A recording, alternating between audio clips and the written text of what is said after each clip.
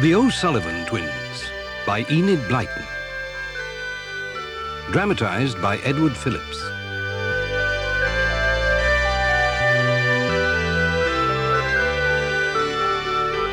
Those of you who have a daughter will know that even when they go away to school, life is not a bed of roses. There's always something happening, and you soon get to hear all about it during the school holidays. However, when you have twin daughters, there are twice the adventures and twice the excitements. My name is O'Sullivan, and I have twin daughters, Pat and Isabel, as like as two peas in a pod.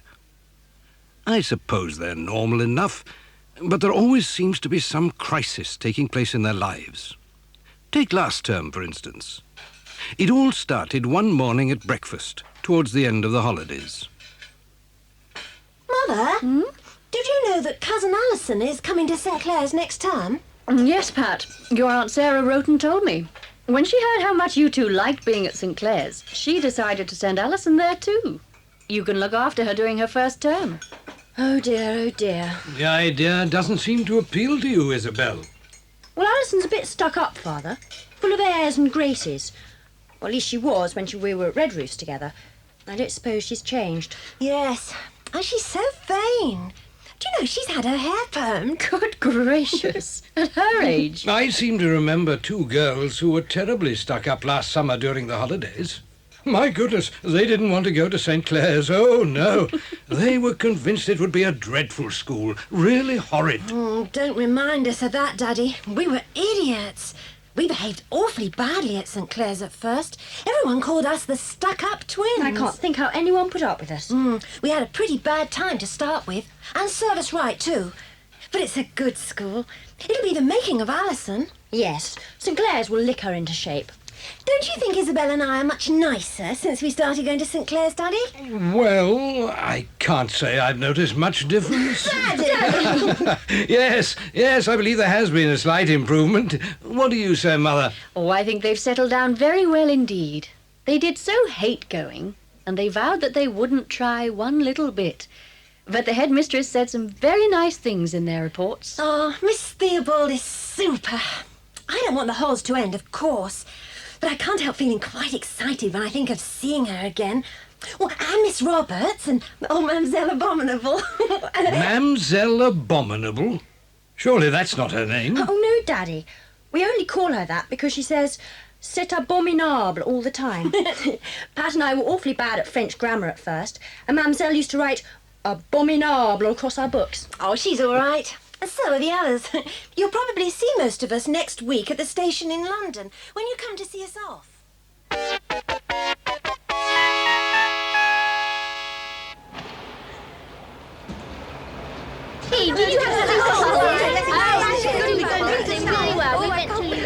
For goodness sake, stop running round like that, Pat. The train will be leaving soon, and we don't want to waste any time getting on board when everybody's here. Oh dear, I know I'm not going to like St. Clair's. Oh, all these girls and teachers. I don't know a single one of them. Oh, Alison, stop bleating. You'll soon get to know everybody. Oh, look, there's dear old Janet. Hi, Janet. Do you have a good horse? Hello, Pat, Isabel. Yes, thanks. Who's this? Oh, this is our cousin, Alison. She's starting this term. Oh, there's Hilary and Doris. Hello there. Hello, Pat. Hello, Isabel. Are all these girls in your form, Pat? Yes, they're all in the first form with us. Hilary's head girl. And they're in our dormitory too. There are 8 of us altogether. Dormitories? Don't we have separate rooms? Of course not, silly. Not in a first form. Do you know if Alison's in with us, Hilary? Yes, she is. Vera Johns has gone into number 3, so there's you two and Alison, me, Janet, Doris, Kathleen and Sheila in number 2. Oh dear, I'm sure I'm not going to like it. Of course you will, Alison. It'll do you the world of good. You'll learn how to clean shoes and make tea and toast, and you have to make your own bed. But I can't. And if you tear your clothes, you'll have to mend them yourself. But I can't. It's positively degrading. Oh, shut up, Alison. Here comes Miss Roberts, our form mistress. Good morning, Pat. Good morning, Isabel. Oh, is this your cousin, Alison? Good. I'll tick her off on my list. Oh, good morning, Mrs. O'Sullivan. Good morning. Well now, Alison, no doubt the twins have told you exactly how fierce and savage I am. Yes, miss. I mean... Well, don't take any notice of them.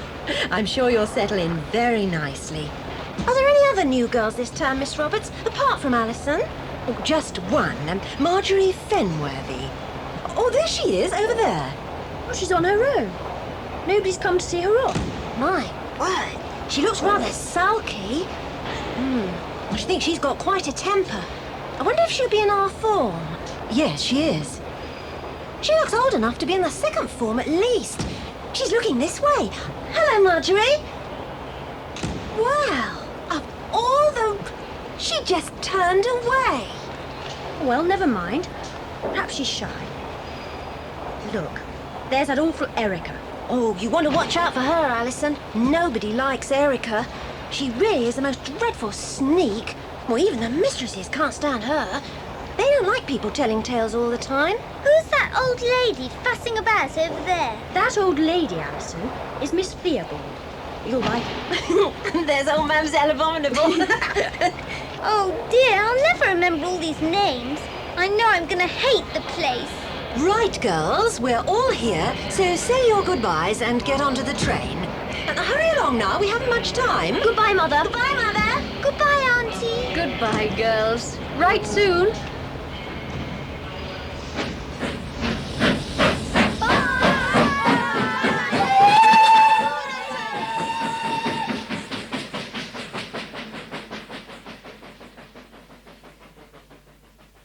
The Easter term opened very cold and dreary, but the weather soon brightened, and within a week or so, it seemed to the twins as if they'd been back at school for months.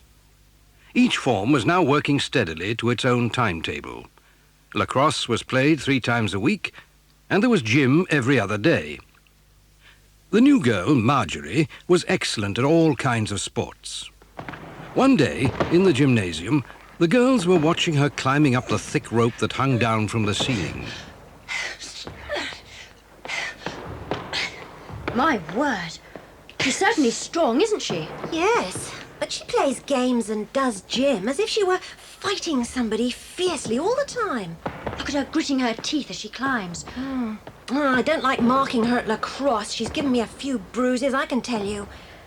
Belinda had to tick her off yesterday for deliberately tripping me up on the field. All the same, she'd be a good one to have on your team. If she wanted to shoot a goal, she'd jolly well shoot one, even if she had to knock down every single girl on the other side. Yeah, she's good, all right. Why is she so difficult to get on with? She never joins in with the rest of us, never smiles or laughs, always goes off by herself, and if any of us tries to speak to her, just snaps our heads off. Yes, but I think we ought to give her a chance, even though she's so jolly difficult. We were simply awful last term, and everyone was decent to us. For some reason or other, she seems to think she's an underdog. Everyone's hand is against her, well, that sort of thing. Goodness knows why she's got that idea, but she has. Still, I'll go out of my way to be friendly if you will. Oh, here she comes now. Hello, Marjorie. I say, you're jolly good at gym. Oh, I wish I could climb and jump like you. I like games. Only wish we could do more of them. I wish we had riding here too. I used to love that at my old school. What school did you go to before you came here? What? I said, what school did What's it got to do with you? Why, nothing. I only... Well, mind your own business. I don't go around asking personal questions. Why should you? Marjorie, we were only trying to... Just mind your own business, that's all. But we were only trying to be friendly, Marjorie. Well, you don't give us a chance. Well, when anyone speaks to you, you're rude and sullen. If you're going to pick me to pieces, you can save yourself the trouble. I don't give tuppence for any of you. Who cares for a pack of silly girls and a crowd of stuck-up teachers? Marjorie! Just leave me alone, do you hear? Leave me alone!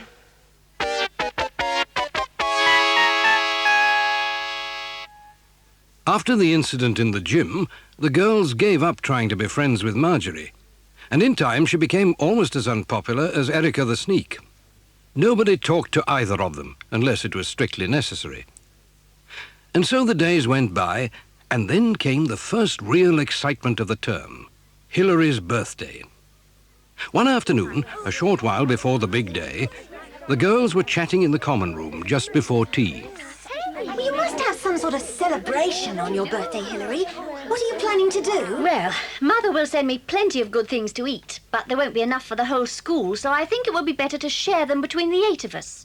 We can have a party, a secret party, just for us. Oh, super fun. But where can we have it? We can't have it in the dormitory. Somebody's sure to hear us. I know where we can have it. In that little music room on the top floor. It's just a place. No one ever goes there at night.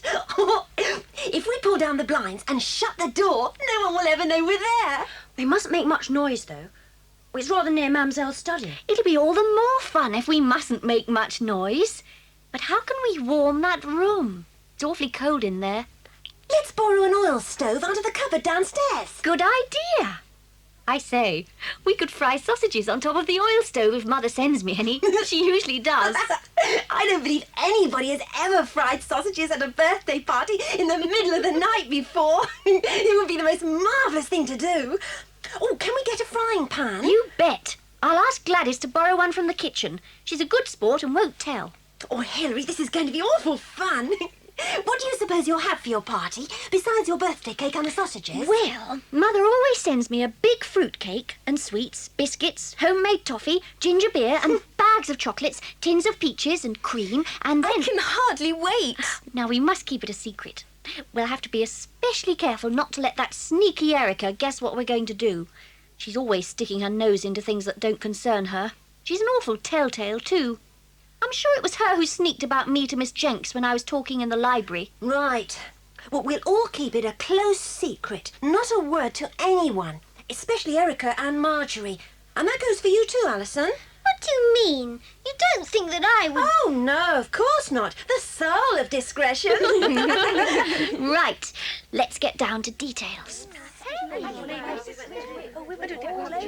It was true that Alison found it difficult to keep anything to herself, but this time she made a special effort and didn't say a word to anyone about the party. However, it was soon obvious to the other girls in the first form that something was being planned, and their curiosity was aroused. One girl in particular was very anxious to know what was going on, and that was Erica. She couldn't bear the thought of being left out of anything, and she tried every trick she knew to find out, but without success. As the days went by, she became even more determined to discover what the girls were up to. She felt it was a mean trick to have plans and keep everyone in the dark. On the day of Hilary's birthday, Erica at last succeeded in finding out about the party. Purely by accident, she met the little kitchen helper, Gladys. Did you? I say, Gladys, what on earth is that you're hiding under your apron? Nothing to do with you, miss. Don't be so cheeky. Let me see or I'll tell Miss Theobald. Let go, let go. Oh, oh. Why? It's a frying pan. What are you doing with that? Nothing, miss. Why on earth are you taking a frying pan upstairs to the dorms? Wait a minute. You're not taking it to Hilary by any chance, are you? Well, miss, What'd she want with a frying pan? Has this got anything to do with her birthday? All I know, miss, is that Miss Hilary asked me to get a frying pan from the kitchen and take it up to the music room and... The music room? Yes, miss, for the party they're having there tonight at midnight. So that's it. All right, Gladys, run along. Yes, miss. A party, eh? The mean things. A private birthday party at midnight. Right, I'll show them. I'll show the lot of them.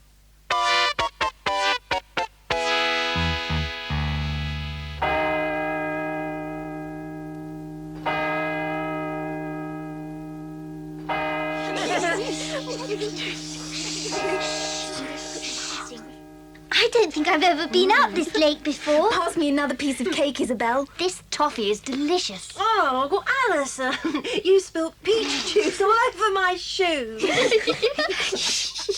Not so loud. We'll have the whole school coming up to see what's going on. Oh, Alison, you've gone and sat on the sausages. They're squashed as flat as pancakes. Get up, you idiot. Look, they're all right. You can press them back into shape. When are we going to fry them? Last thing. That is, if there's anything left of them when you've finished with them. Let's open the ginger beer. If anyone hears these pops, they'll think there's a ghost in the music room. A ghost? Don't talk about ghosts. No one will hear. They're all fast asleep. Nobody knows our secret. That is, unless Alison. Now look here. I haven't breathed a word. Shut up, Alison. Come on, Hilary. Hand round the chocolates. Oh, you know I left the chocolates in the common room and told everyone they could have one each this afternoon? Well, I caught that nasty little sneak Erica helping herself. Wow. She must have had about 6. Isn't she the limit? She's always doing things like that. You can't trust her an inch. Why, only the other day, do you know she went... What was that? It sounded like a knock on the door. We know that, you idiot. The question is, who knocked? Or what? Oh, Pat, don't. You better see who's there, Alison. Me? All right, I'll go. There's no one here. But it must have been someone. Doors don't knock by themselves. There's no one here, I tell you. The corridor's empty. It must have been someone having a joke, mustn't it? But nobody knows we're here. Well, come back in and shut the door. Mamselle may still be up. Perhaps we'd better go back to bed and not bother with the sausages. But I've been looking forward to them all day. Oh, shut up, you idiot. Do you want to wake the whole school? Oh, come on, Hilary. Fry the sausages. All right, here goes. Oh, that smells good. Pat, about the knocking. Don't worry about it, Alison. It was probably the wind. But it wasn't the wind. It was Erica. When she heard the party in progress, she determined to give them all a fright. So she knocked on the door and then slipped quickly into a large empty cupboard that stood in the corridor. But she hadn't finished yet. When she smelled the sausages cooking and realized that she hadn't succeeded in breaking up the party, she suddenly remembered Mamselle's study down at the end of the corridor. If the French mistress was still up...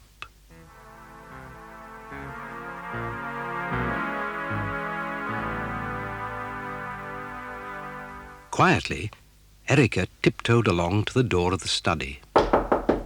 Tiens, who is there? What is this? Is anyone there? Oh, is someone playing a joke? There is someone in the music room, but it is past midnight. What is going on? What is this I smell? Sausages? But it is not possible. Someone is frying sausages in the music room. Oh, it is too much. C'est abominable. Oh, it's you, Mademoiselle. Yes, it is I. And what have you to say for yourselves, acting in this manner at this time of night? Would you like a sausage, Mademoiselle? So, you will all go back to bed at once. And in the morning, you will expect to be called in front of the headmistress to explain this dreadful behavior. We will see what she has to say. And that is all I have to say about this disgraceful affair. I am most displeased with you all. You have not behaved wickedly, but you have behaved foolishly. And you have broken one of the rules of the school by leaving your dormitory after 10 o'clock. I am afraid foolish mischief of this kind cannot go unpunished. And so you will not be allowed to go into the town for 2 weeks. That means no walks together, no shopping, and no visits to the tea shop or the cinema. Now you may go. Hilary, see that the mess in the music room is cleared up before dinner time, please. Yes, Miss Theobald. Phew, I'm glad that's over. Oh, so am I. I suppose we got off lightly. We still don't know who it was who knocked on our door and then alerted Mamselle. Well, we shall have to find out. She shan't get away with it. I'm sorry I asked you all now. It was my fault. I never knew anything about it. Don't apologise, Hilary. Nobody would have known a thing about it if it hadn't been for that wretched spoil-sport, whoever it was. You know, It's rather like something that awful little sneak Erica would do. But if it was her, how could she have found out? I don't know. But I shan't rest until I know for certain. If only we could be sure. Miss Hilary! Miss Hilary! What is it, Gladys? Oh, Miss Hilary, Cook wants to know where the frying pan is, the one I lent you for the party. I have to take it back right away. I asked Miss Erica if she would get it for me, but she just walked off. Erica? She wouldn't have known where it was. She wasn't at the party. Oh, but Miss Hilary, she did know. I met her when I was bringing up the frying pan, and she knew all about the party. Did she indeed? All right, Gladys. I'll get the frying pan and bring it down to the kitchen. Thank you, miss. So it was Erica. She must have put 2 and 2 together when she saw the frying pan. Right. We'll tackle her about it. After tea today. We'll have it out with her in the common room. And so, after tea that afternoon, when Erica went into the common room, they were all waiting for her. Erica, we want a word with you. I'm busy. I've got a letter to finish. Erica, we know that it was you who knocked on the music room door last night. And it was you who gave the game away to Mamselle and got us punished. You're a mean pig, a horrid sneak, and you're jolly well going to be punished. I don't know what you're talking about. Yes, you do. It's no good pretending. We found out everything. We know that you met Gladys on the stairs when she was bringing something up for us for the party. I don't know anything about the frying pan. How do you know that it was a frying pan that Gladys was bringing us? There you are. You see, you do know. You've convicted yourself out of your own mouth. Well, Erica, you're a horrible sneak, but at least you might have the decency to own up. It's no good you going on to me like this. I don't know anything about it. Go on, Erica, own up. Own up. It wasn't me, I tell you, it wasn't. Very well, don't own up. But you'll have 2 punishments instead of 1. You'll be punished for sneaking, and you'll be punished for not owning up. Yes, and the punishment for sneaking is that you jolly well won't be allowed to go down into the town for 2 weeks, just like us. I shall. No, you won't, because no one in the whole school will go with you after this, and you know you're not allowed to go alone. And the punishment for not owning up decently will be that no one will have anything to do with you or speak to you for 2 weeks. Send her to Coventry. That's the punishment for your sort of behaviour, and it jolly well serves you right. And so Erica was sent to Coventry. And over the next few weeks, she brooded and plotted how to get her own back on Hilary and the twins and the other girls.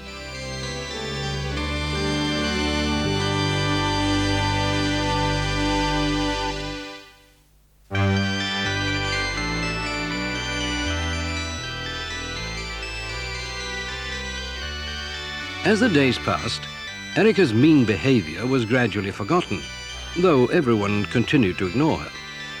But Marjorie's rude and sulky manners began to get on everybody's nerves. Matters came to a head one morning in Miss Roberts' geography class. Marjorie was behaving even worse than usual. The girls had noticed it from the time she'd sat down to breakfast. There'd been a letter by her plate, which she had not opened until she'd been by herself. From that moment on, she snapped at everyone who so much as looked at her. And then, in the geography class, there occurred the incident which was referred to afterwards as the big row. Each girl had her geography book open and was studying the map that Miss Roberts was explaining, all except Marjorie. She had her book open too, but into the open pages she'd slipped her letter, and she was rereading it with a scowl on her face. Now, what is the most important port on the River Amazon again? Marjorie, will you tell us? Marjorie? Yes, Miss Roberts? Will you answer the question, please? Marjorie, you're not paying the least attention. What is it that you have in your book? Nothing. Well, let me see. Why, it's a letter. It's mine! I am perfectly aware that it's yours, Marjorie. I will keep it until the end of the morning. But Miss Roberts... Then there won't be any temptation for you to read it during another lesson. Give me that letter. Nobody's going to read my private letters. Marjorie, you forget yourself. You know better than to suppose that I would read your letters. Now, I shall keep it for the rest of the day, and you will come to me for it this evening, and I shall expect you to apologise. I shan't do anything of the sort. Marjorie, you can't speak to Miss Roberts like that. Shut up. I won't be interfered with by anybody. Not even by Miss Theobald herself. And as for Miss Roberts sticking her nose into my business, I don't give tuppence for her. Marjorie, how dare you! Leave the room at once. Go to the common room and wait there till I send for you. I shall report you to Miss Theobald. Leave the room. I'll leave the room all right. I'd leave the whole school if I could. I didn't want to come here in the first place. I hate you. I hate the whole lot of you. After the big row, the general hostility towards Marjorie became even stronger, partly because Miss Roberts was very popular with the girls, and everyone was shocked by the way Marjorie had spoken to her. To everyone's surprise, however, Marjorie was not punished for her behaviour, and she did, in fact, apologise to Miss Roberts. The days went quickly by, and soon the time came for the big lacrosse match against St. Clair's arch-rival, Oakdean. Marjorie, being one of the school's best players, was in the team, and she really excelled herself, scoring 2 great goals in the first half and a 3rd winning goal in the last 5 minutes of the game. But not one single girl in the whole school cheered her efforts, and by mutual agreement, no one came up to her afterwards to congratulate her. Now, for some reason, Marjorie blamed Pat for this. And indeed it was Pat who had suggested to everyone that they show their displeasure by ostracising Marjorie during and after the match. It was on the evening after the match that Marjorie and Pat came face to face in the common room. The girls were in high spirits, chatting and laughing as usual, when suddenly the door opened and Marjorie strode in. Don't stop enjoying yourselves on my account. I know how you all feel about me. You made that quite clear at the match this afternoon. And I know who's behind it all, too. It's you, Pat. You've always hated me from the first day of term, and this is your way of getting your own back. Marjorie, that's not fair. You've never given me or any of us a chance. You're rude and sullen And ill-mannered and bad-tempered. Yes, I know. I've heard it all before. But that's no excuse for the way I was treated today, and that was all your doing. Well, I'll get even with you, Pat O'Sullivan. I'll get my own back. Just you wait and see.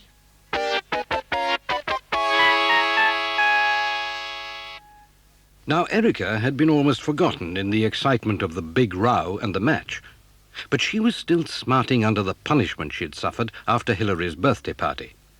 She'd spent a good deal of her time wondering how to get even with Pat, whom she thought principally responsible for the treatment meted out to her. And then, one day, she found a way. The first form had gone on a nature ramble. It was a beautiful day, and they were all enjoying themselves thoroughly. I hope there are plenty of tadpoles and frog spawn in the pond when we get there. Well, I've brought a jam jar just in case. Oh, and I've brought my nature book too. We've all brought our nature books. Well, Pat's taken a lot of care over hers this term. There are some beautiful drawings in it. Miss Roberts says they're good enough to be exhibited at the end of term. I've just got one more page to fill. I'll do it this afternoon. Just look at the view from the top of this hill. Look, there's Marjorie just starting up the slope, all on her own. Oh. And there's Miss Roberts, out of breath down there by the stile. Oh, look, there's the pond. Oh, doesn't it look lovely, glinting in the sunlight? There is some frog spawn, or floating on the top of the water. Oh, I'm going to get some before Miss Roberts catches up with us. You can't, Pat. It's too far in. You'll get your shoes wet. Oh, I'll take my shoes and socks off and wade in. Your feet will be as muddy as anything, and Miss Roberts will be livid. Oh, it won't take a minute. Isabel, look, take my satchel and put it on that branch over there. Oh, be careful, don't drop it in the mud. I don't want to spoil my nature notebook. Oh, just a minute while I get my jam jar out. There. Now then, hang on to my shoes and socks, Alison. Here goes. Oh! The water's jolly cold. Oh, it's muddy at the bottom. Ugh, I've trodden on a snail or something. I've got some. Oh, no. She's dropped it. Try again, old girl. She's dropped it again. Pat, what in the world are you doing? You'll get your death of cold wading into the icy water like that. Come out at once. Oh, please, Miss Roberts. Let me get some frog spawn first. Pat, will you come out at once? All right, Miss Roberts, I'm coming. Oh, my feet are terribly cold. Here, use my handkerchief to dry them. That was very naughty of you, Pat. Now put on your shoes and socks quickly. Oh, after all that, I didn't get my frog spawn. Now come along and let's get on. Where's your satchel?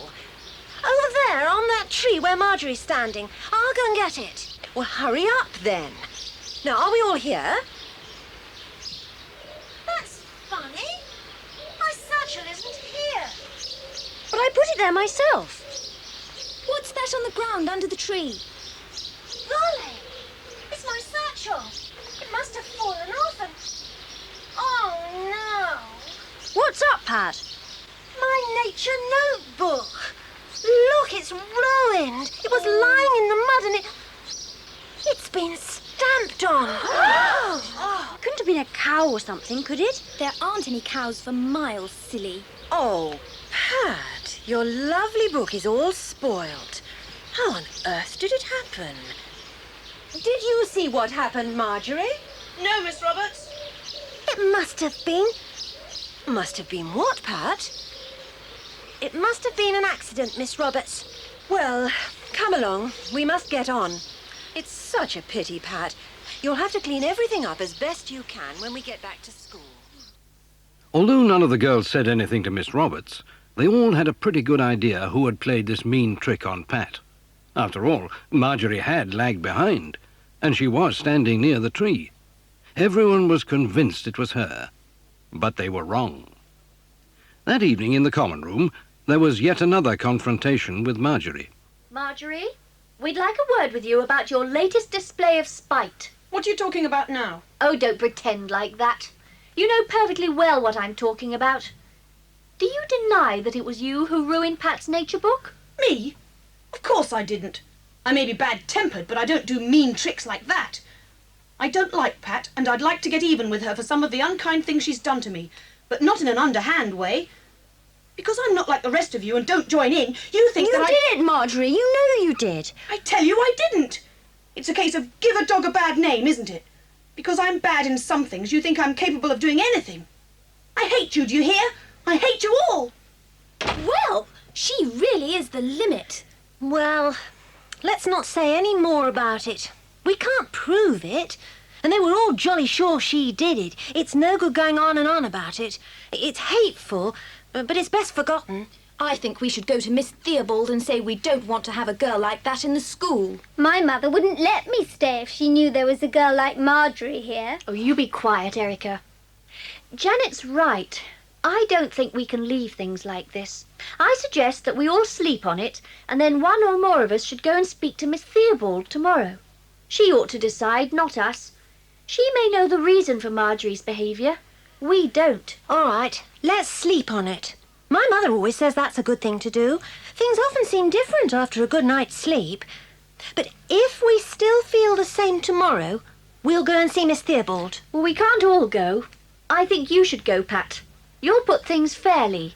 Well, all right. If Isabel will come with me, I'd rather not go really, but somebody's got to. But Pat and Isabel didn't get to see Miss Theobald because something happened that night that changed everything. Earlier that day, Erica had complained of a sore throat, and Matron took her temperature after dinner and decided to move her into the sanatorium in case she'd developed a chill. As it happened, there were no other girls in the sanatorium at that time, and Erica was put in a little room on the top floor all by herself. Marjorie lay in her dormitory, wide awake, thinking of what the girls had said about her. She turned over on her left side and shut her eyes. If only she could go to sleep.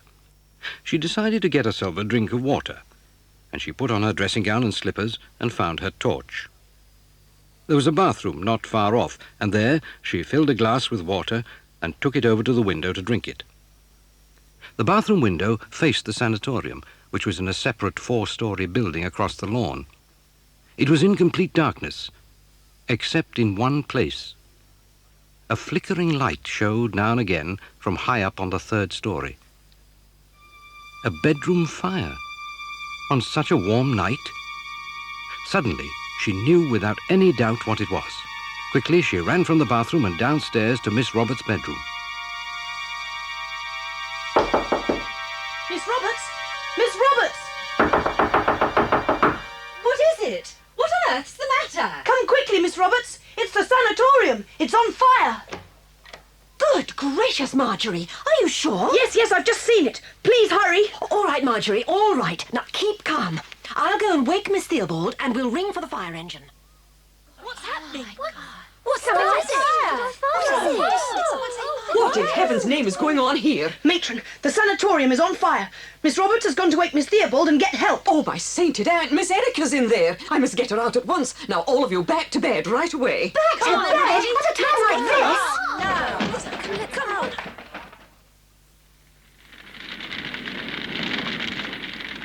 Look, there's Miss Roberts and Miss Theobald. Matron, is there anyone in the sanatorium? Miss Erica's in there, headmistress. She's on the top floor. Maybe she's got out. Has anybody seen her?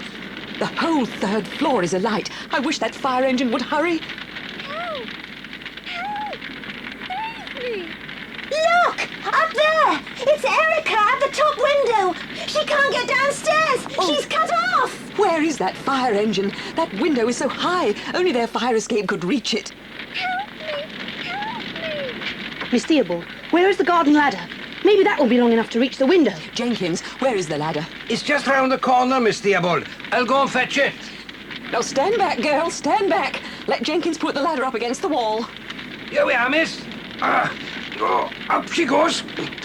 Oh, it's not long enough, miss. It only just reaches beyond the second floor window. If Miss Erica could shin down that drain pipe and reach the top of it... She'd never make it, not Erica. Marjorie, where are you going? Get away from that ladder. Come down, you silly girl. Gosh, she's going up. Look! She's at the top! The ladder's too short to reach! My gosh, she's going up the drain pipe.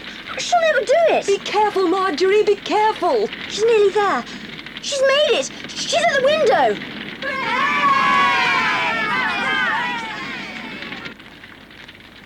Erica, give me a hand. Help me through the window. Steady.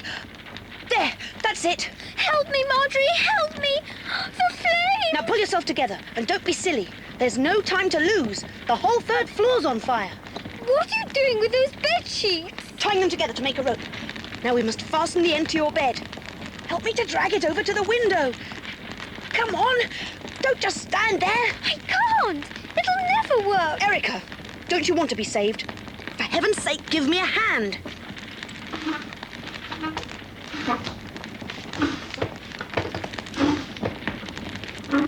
There, that's it. Now, do you think you can climb down the sheets to the top of the ladder? It should be quite easy. No, I can't! I can't do it! All right. Now calm down and listen. Look, Jenkins is at the top of the ladder waiting for us. Climb up on my back and cling on tight. I can't! Yes, you can. Come on now, on my back. That's right. Now, hold on tight. Ready? Here we go. Look! There they are! They're coming down the rope of sheets! If they can only reach the top of the ladder without falling, well... Steady, miss. Come on. You're nearly there. They've done it! They've done it! Jenkins isn't waiting for Marjorie. She's still at the top of the ladder.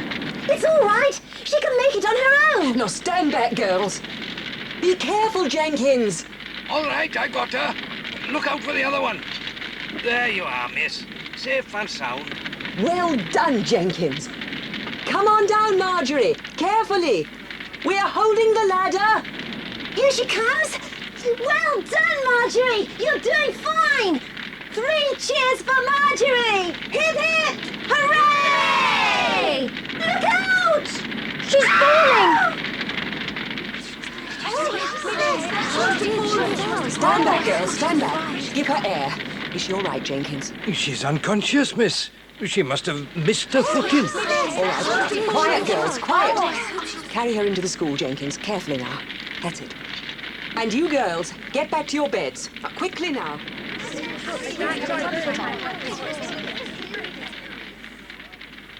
Wasn't she wonderful? She saved Erica's life. Oh, fancy her climbing that pipe like that. Well, let's pray she isn't hurt much.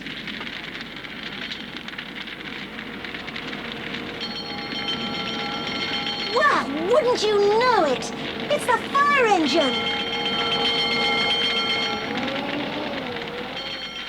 The next morning, everyone wanted to know how Marjorie was. Only 1 or 2 thought to ask about Erica. Marjorie had slipped on reaching the top of the ladder and had fallen quite badly, but luckily there was no serious damage, although she had been knocked unconscious, and the doctor thought she would be up and about within a week or two. As for poor Erica, she was overcome with shame and remorse. To think that the girl who had so bravely saved her life was the very girl who had been taking the blame for her own meanness. Tearfully, she confessed everything to Pat and Isabel when they went to see how she was getting on. She told them she had seized her chance when everyone was at the pond with their backs turned to the tree. Marjorie had come up later and hadn't seen the incident at all. After Erica had dropped Pat's satchel in the mud and thoroughly trampled on her nature book, she'd returned to the group unnoticed. When the news got around, the whole school felt thoroughly ashamed of the way they treated Marjorie. As soon as she was well enough to receive visitors, Pat and Isabel went to see the girl who was now referred to as the heroine of St. Clair's. Hello, old girl. How's the heroine? Don't be an idiot, Pat. Oh, what glorious daffodils! And how did you know that my favourite grapes were those big purple ones? Here's something from Hilary. It's a jigsaw puzzle. And Janet sent this for you. Everybody's got something for you, but Matron won't allow too much at once. Thank you. You're all very kind. How's Erica? She's gone. And she's not coming back again. Gone? Why? Is she ill? No. She's gone home for a rest, and next term she'll be going to another school. She just couldn't face everyone when they knew it was her who had ruined my nature book and let you take the blame. But how did you find out it was Erica? She told me herself. And we all owe you a humble apology. Please accept it, Marjorie. We'll make everything up to you when you're out and about again. Well, I don't wonder you thought I was the one to blame for what happened. I have been rather awful. You see, nobody cares about me. I have a pretty beastly time at home, and so I'm miserable. And when I'm miserable, I can't help behaving badly. Well, don't tell us if you don't want to. But if it's going to help, then do tell us. We'll understand. There's not much to tell, really. My mother died when I was quite young, and we'd been such a happy family. But I suppose my father was lonely, so he married again, and my stepmother didn't like me. She already had 3 boys of her own, and my father was terribly pleased. He'd always wanted boys.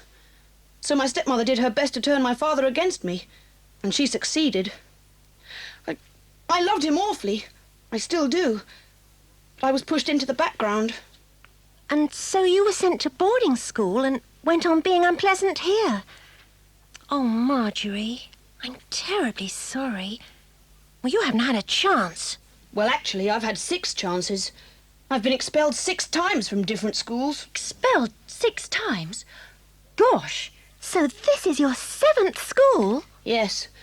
And Miss Theobald was determined that I should do well here. She told all the teachers to make allowances and encourage me all they could. But, Marjorie, won't your father be awfully bucked when he hears how you rescued Erica? I shan't tell him. He won't know. He wouldn't believe it if anyone did tell him. He thinks I'm no use at all. Well, you buck up and get well, old girl. We're all missing you. And now we better get going, or we'll have Matron after us. So long. So long. And thanks. Poor old Marjorie. She certainly had a rough time. Isabel, I've just had the most marvellous idea. You know that there's a picture of Marjorie in the local paper, don't you? And a long bit telling all about how she saved Erica. Well, I'm going to cut that out and send it to Marjorie's father with a letter saying how very proud we are of her at St. Clair's. I say, that's a really good idea. My word, that'll make Marjorie's father sit up a bit. That'll be a bit different from the opinion of other schools she's been to. Well, I expect it was partly her own fault that she didn't get on with her stepmother, because she is a bit difficult. But the treatment she's had at home only turned her from bad to worse. How silly some parents are. When I think of our own parents, so kind and understanding. It's nice to know you're appreciated. Well, anyway, the girls wrote their letter and posted it off at once. It had an immediate effect, for the next day Marjorie had a telegram that excited her very much. It was from her father. "Very, very proud of you. Coming to see you today. Love from Daddy." Whatever happened between Marjorie and her father, nobody ever knew for certain. But from that time on, she was a changed character. She stayed on at St. Clair's, and as soon as she was fully recovered, she was moved up to the second form, where she excelled in lessons and sports. And so the rest of the term went by without incident. The twins were top in 5 subjects. Alison was bottom in most things, but it didn't seem to bother her much. "Somebody's got to be bottom," she said blithely. And then the last day of term came round with all the excitement of packing and saying goodbyes. It was fun to be going home, fun to look forward to Easter and to long walks through the primrose woods and reunions with dogs and cats and ponies at home, to say nothing of mothers and little sisters and brothers, and, of course, fathers. On that last day, the cry was, "See you again next term." And we will. Make no mistake about it. We will.